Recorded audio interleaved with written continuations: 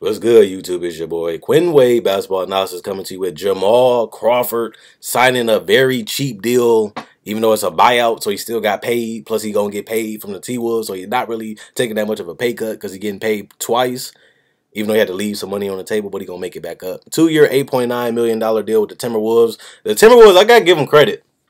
And this is not to disrespect the Timberwolves fans. I know they're not gonna like what I gotta say, but it's reality. I'm a realistic person. I even be realistic with my own basketball team, the Boston Celtics, and I be unbiased. I'm gonna give you an open-minded opinion. The Timberwolves have sucked for too many years. I think the last time they made the playoffs is when Kevin Garnett was there. That's over 10 years ago. So let's be real about this. This team has been terrible. Even when they had Kevin Garnett, they struggled to give him talent. They had Sam Cassell and Latrell Sprewell, and that was really it. And once they had that season, Kevin Garnett got what he deserved, the MVP, and he led the team to a Western Conference Finals. But that was it. After that, they struggled to make the playoffs every other season, and then they traded him to Boston, and they haven't been back to the playoffs since. Now they got Karl Anthony Towns. Now they got Jimmy Butler, one of the top 20 players in the league, Jimmy Butler and Karl Anthony Towns. To me, you got Andrew Wiggins, who's still finding his way. He's a great third option. I'll give him credit on that. But now you have Jeff Teague, a player that can score, shoot the three to a certain extent, keep the defense on his heels. He actually going to attack. He can still run the offense and score, something that Ricky Rubio really didn't do. And he can always collapse the defense and kick the ball out or dump it off to Gorgie Dang or Karl Anthony Towns.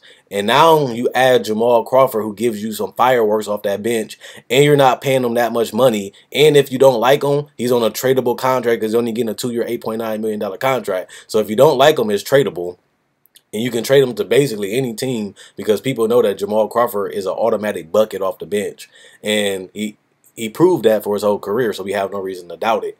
But him going to Minnesota showed that Minnesota is trying to change their culture. They're trying to change their brand. They're trying to change the way people perceive them.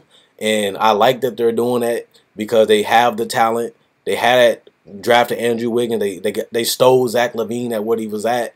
Because he actually, to me, was a top 10 player in that draft. But he dropped in the top, I think he got drafted 14th. And that was a steal because he became an 18-point scorer. And you basically got him in mid of the draft. So I think that they drafted good with Zach LaVine and Karl Anthony Towns and Andrew Wiggins panned out to be a 20-point scorer. And then they traded Zach LaVine and Chris Dunn just to get Jimmy Butler, one of the top 15 players in the world, carried the Chicago Bulls team to a playoff berth last year. Well, this year, but last season. And actually won 2 games, even though Rondo helped and Dwayne Wade helped. Jimmy Butler played his part too. So they have veterans, which is good, and the veterans are on decent contracts. They didn't really overpay nobody. They didn't really offer nobody $30 million, $35, $40 million contracts. They got solid veterans that don't come in, play their game, help the young players grow while still trying to win games. They're not going to win the championship, just to be real with you. They're not going to be the best team in the West, but they're showing progress of becoming a better franchise. They're showing progress of becoming a better team. And they're putting the talent around them. They're not waiting. They have a shot. And now, with the cheap, affordable contracts that they have and the veterans that they have a legitimate shot of making it to the playoffs and making a run. Obviously, I think they'd be a second-round team. If they can be a 3 or a 4 or a 5 seed, that's better than not making the playoffs at all. And now that they have their core nucleus that they want to build around, all you have to do now is just play.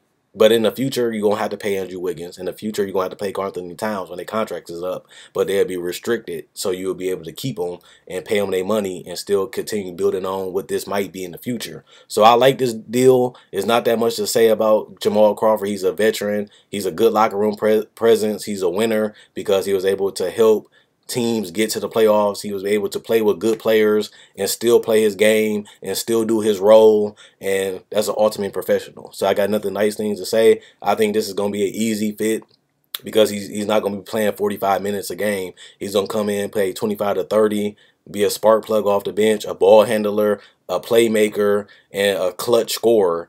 And on top of that, you got somebody to back up Jimmy Butler. So if Jimmy Butler get injured or if Jimmy Butler tired, you can bring in another player that can keep up scoring and stretch the floor because he's a great three-point shooter. And you got somebody, if he goes down, that can still close out games and get hot and put you in position to win games. Quinn Wade Basketball Analysis signing out. Check out my website, analysisplayground.com. It'll be in the comment section below and in the description. And check out my Facebook page, analysisplayground.com. All you gotta do is click the link and they'll send you to my Facebook page, and all you gotta do is like. Thanks for showing support if you do go like it. And like I said, all you gotta do is click the blue links in the comments or the description. Let me know what you guys think about Jamal Crawford signing with the Timberwolves, and let me know what you think about the Timberwolves in general.